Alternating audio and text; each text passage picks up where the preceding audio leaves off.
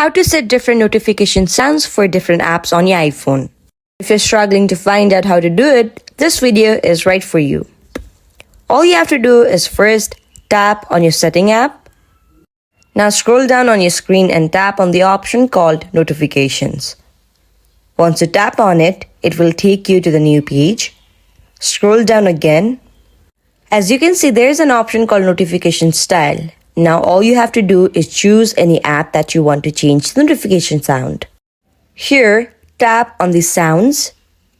Once you tap on sounds, it will now show you any options where you can choose any sound that you want to add. Now choose the sound that you want to add, and it is now set. You can also repeat the same process for the another app that you want to change a different notification sound. A disclaimer is that the ability to change the notification sound for third-party app rests solely on the third-party app itself. It may or it may not offer you an option to customize the notification sound in its settings menu. In this way, you can easily change the notification sounds for different apps on your iPhone. If you found my video helpful, make sure to give a big thumbs up and subscribe to our channel.